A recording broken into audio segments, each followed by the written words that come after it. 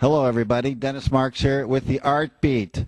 We're in Los Gatos at Los Gatos High School to talk to the director and some of the actors of their upcoming production of Cyrano de Bergerac. Stick with us. It should be an interesting show, and thank you for watching the Artbeat. It's my pleasure and privilege to be here with Mr. Steven Wong, the director here at Los Gatos High School of the play Cyrano de Bergerac. Steven, welcome.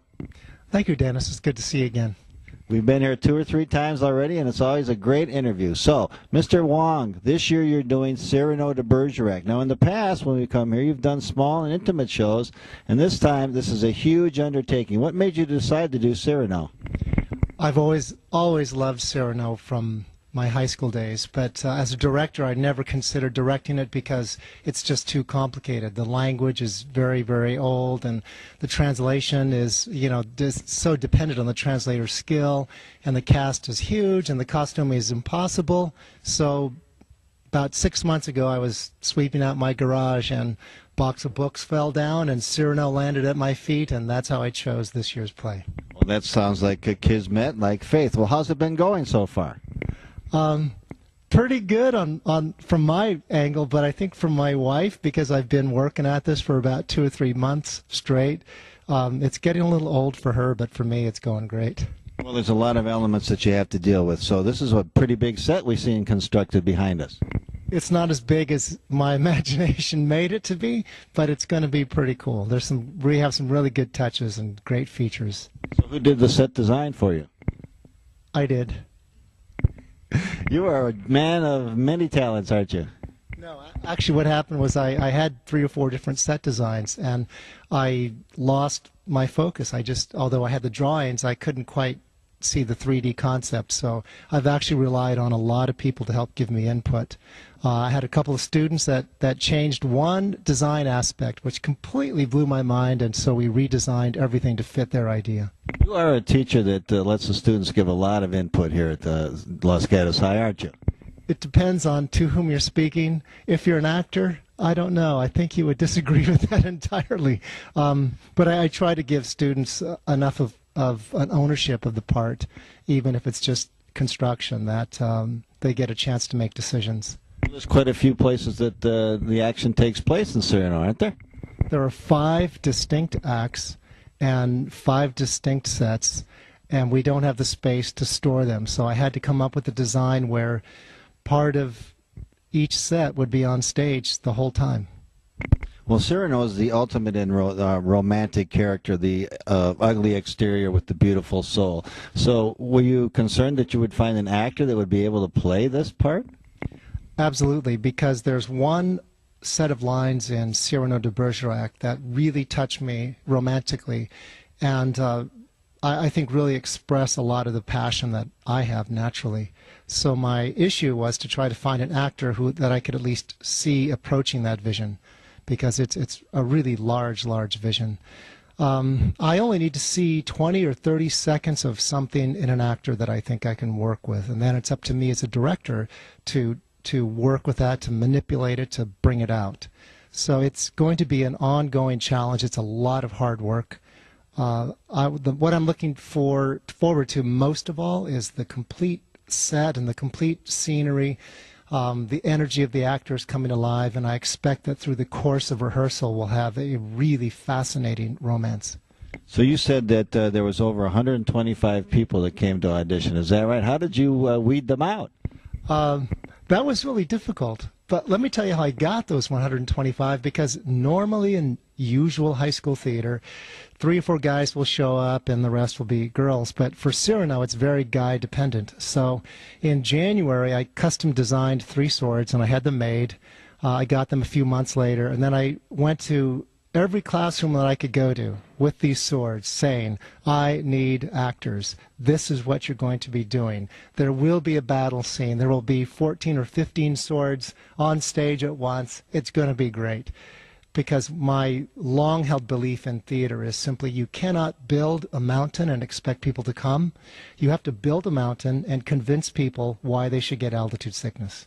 So I go out and tell people about this passion, and then it's up to them to try to hang on for the ride. Well, who was doing your fight choreography? I mean, 14 swords on stage at one time. Well, that's a show in itself, isn't it? Yeah, it's kind of fun. It's dangerous. I've been very strict about that. But I went and hired Carla Pantoja. She's a graduate of the Royal Academy of Dramatic Arts in London. She makes her living as a sword choreographer. And she started working with the two actors who had the fight back in May. So they've been working for some time. And all this work for about a 60-second fight. Wow, all that work for a 60-second fight. Now, Cyrano has a big fight, doesn't he?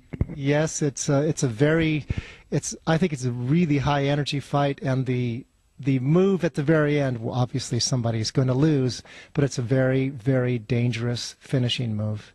Now, how about the costumes? How many people are on stage at any given time, or how many people are in the cast that you got out of 125 people? We will have about 45 actors in costume, and at the beginning of the play, all 45 will be present, but not exactly on the stage. Because of the opening scene and the way it is, I've choreographed a lot of the acting to occur out in the house. We'll have some different scenes going on, so it'll be a real chaotically energetic beginning. And who's doing your costumes now? You have 45 people to put clothes on, and that's not an easy task. It's an expensive task. So our first deal was to get a costume supervisor. I have Mrs. Ann Martin. She's an English teacher and a drama major here at Los Gatos High. She's our costume supervisor. And we have another woman, Karen Black, who's a graduate of the American Academy of Dramatic Arts in Hollywood. And her specialty is costumes, and in particular, period costumes. So we're having a dozen or so custom costumes being made for specific actors. One of my big deals is I like the details. So we have one actor who will be seen for about 5 minutes only in a 2-hour play, but he has a custom costume because that's the only piece that's going to work. Wow, that's something else now. It's 5 minutes on stage for... How much did that costume cost you? I can't say because my wife will be watching the show and she doesn't need to know what's on my visa. Mr. Wong, you're not supposed to be spending your own money on these productions. Now, you said that you made a profit from the last 2 shows that you did, and you're pouring it all into this show plus some of your own money, sir? I have this belief that unless I'm all in, to use a poker term, unless I'm all in, then there's an edge taken off of my particular passion. So spending money is a way of reminding myself that this is my commitment to trying to do something different with theater at this level, to produce very significant and good quality theater. I believe in pursuing really creative production values. So it is my way of reminding myself this is your investment. So now you have some battle scenes too. Now, how are you going to handle that? Very carefully. We will have a lot of swords drawn. Sword accidents on stage are very, very common. And so part of my issue is about half the cast has very limited to absolutely no acting experience. So it's an issue of training them. Now, how do you go about training an actor that has no experience during the rehearsal process? It ranges everywhere from, let me talk to you here in the wings very personally and privately.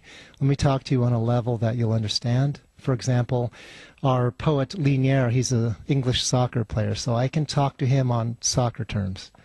Somebody else I can talk to in philosophical terms. And then once, I just had to get mad. Well, I've given some of my actors nightmares because I think you have to get angry once or twice, don't you? Sometime during the long rehearsal process, so people realize how important it is to you, and they need to realize how important it is for them to get with it. What I prefer to call it is I prefer to call it being creatively specific, but it looks like anger to everybody else because what's driving me generally is I have a passionate connection to whatever play I'm doing. I can't do a theater work unless there is a huge stake other than money for me. So I definitely have something that is driving me hugely in this play.